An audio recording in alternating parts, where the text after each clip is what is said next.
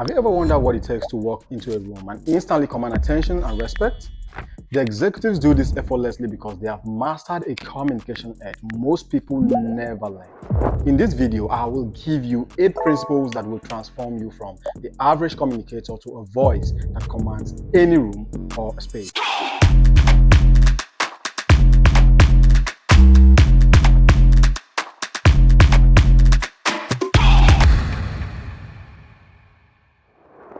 The first principle we want to talk about today is the 7-second window. I know it might sound new, but studies in psychology say it takes as little as 7 seconds to make a first impression. That means you have 7 seconds to impress your audience with either appearance, tone, gesture, or your energy. Why is this important? The sad truth is, before you say a word, the room has already decided if you are worth listening to. But what they are really assessing isn't just you as a person, is the value they expect from your speech. Take an example of this real life scenario. You are about to give a presentation at your work. You walk into the room, laptop in hand, and all eyes are on you. Now, here is the thing. Before you've even opened your slide or even said good morning, the audience has already decided if you are confident enough, if you are prepared enough, or if you're nervous. If you walk in slouched, eyes glued to the floor, fumbling with your words or your notes, you've already lost half the room. But if you walk in tall, make eye contact, take a calm breath, and pause before you speak, the energy shifts instantly. People will lean in and they will listen and they take you seriously. The top leaders today understand that vocal tone carries weight, so they position themselves to go all in right from the first few seconds of their speech. That's the power of the 7-second window. And your ability to harness this will determine if you are the leader to respect, trust, or tune out completely. Which takes us to principle number 2, the power of certain speech. If you want to be powerful, you have to look like ambition, but you also have to sound like it. What differentiates the 1% is that they are extremely confident in what they say.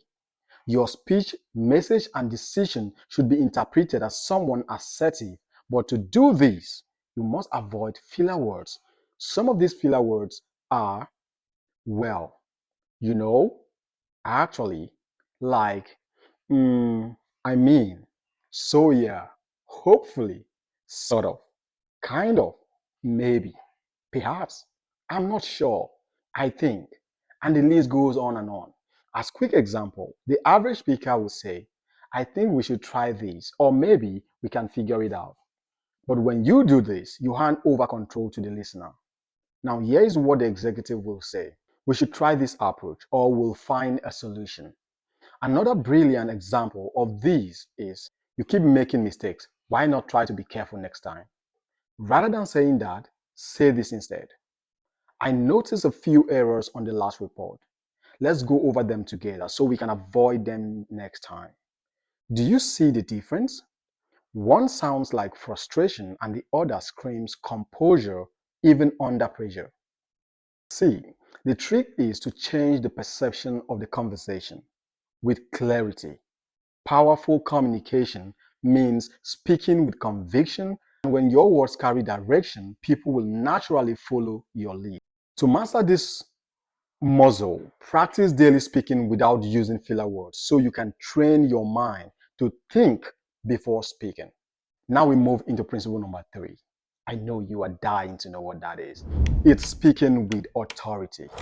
If you want to speak like the 1% executives, you must avoid talking like you are asking for permission. Your conversation must always lead to the goal you want to achieve. You're about to speak with a founder and you go, Hi, I was hoping to talk to you for a few minutes if you're not too busy. Wrong move. Do you care to know why that is? The founder has no idea why you want their time or what to expect in that conversation. What you have done here is reinforcing the power gap by silently saying that your reason for reaching out isn't important enough. Now, let me give you an example of what a confident communicator would say. Hi, I would like 15 minutes of your time to discuss project management ideas for your company's growth. Would Friday afternoon work for you? See the difference? What you've done here is stating how important this conversation is and why it is worth 15 minutes of their time. To do this, keep in mind your speech must contain three elements: how long, why, and when. Another example is, let's say you meet a coworker about a campaign, and instead of saying, "Hi, when can we talk about the campaign?" go with, "Hi, I would love to steal 12 minutes of your time after the 9 a.m. review to discuss the campaign rollout." With this method, you decide the tone and rhythm of the conversation, which drives us down to principle number 4.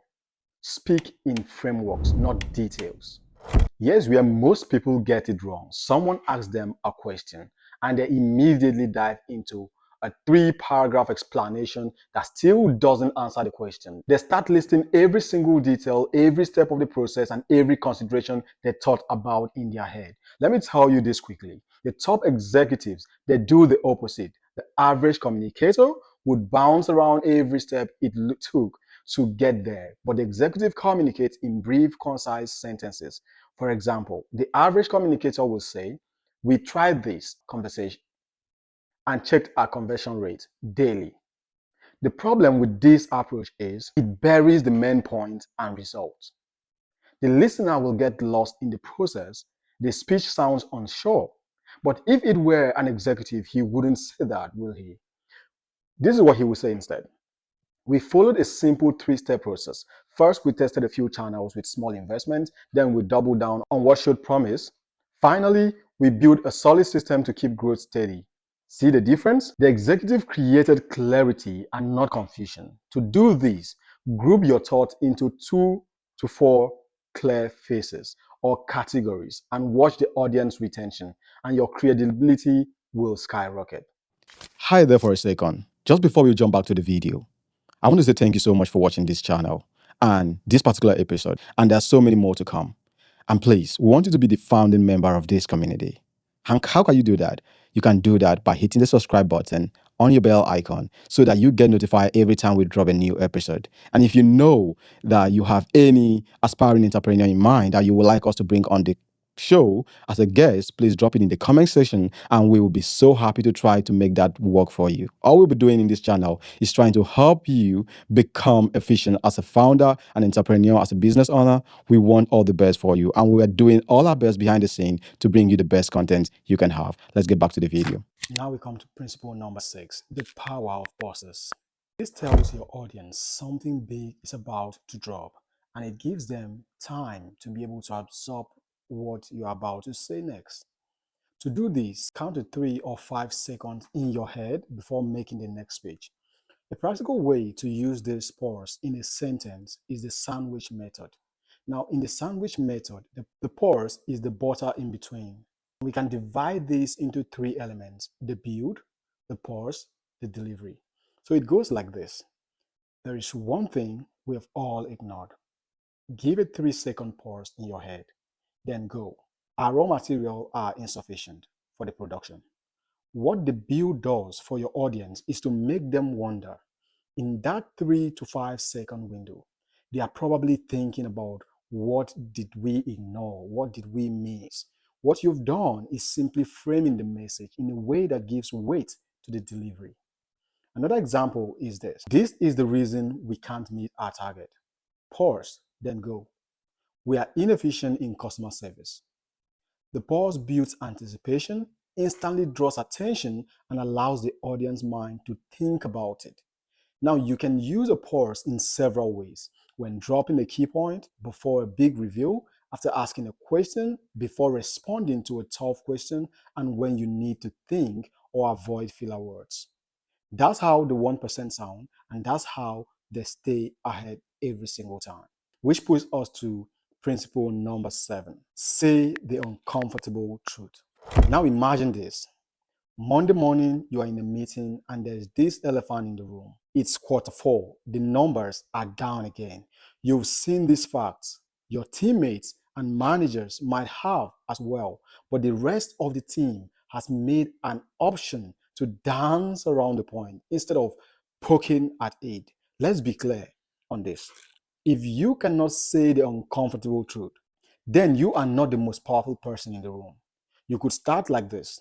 Let's face it, guys, the sales are ugly because our competitors have prioritized buying power. Boom, you drop it there with a take note, a pause, and the room gets quiet. What you've done here is that you've managed to say that one thing no one is bold enough to talk about, or you could drop it slightly as a question. Don't you guys think low sales are due to our competitors' buying power? This approach gives room for others to finally jump into topic like, yeah, this makes a lot of sense. Concluding this, I must highlight that being the most powerful in the room doesn't necessarily mean you must have a title.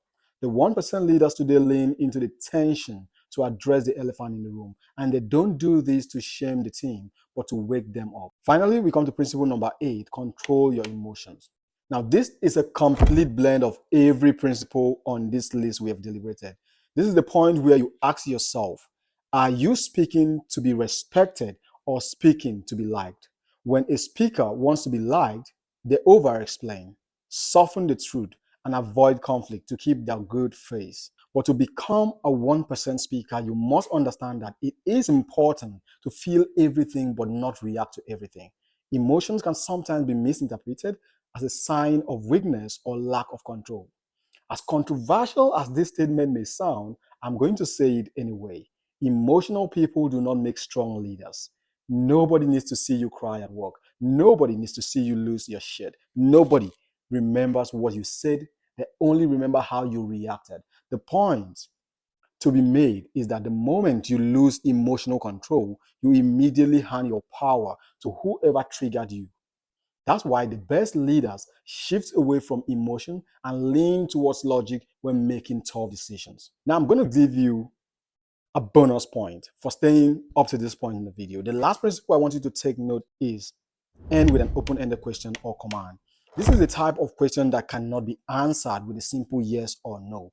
They provoke thought, explanation, or reflection from the audience. For example, what's the biggest risk we are not talking about?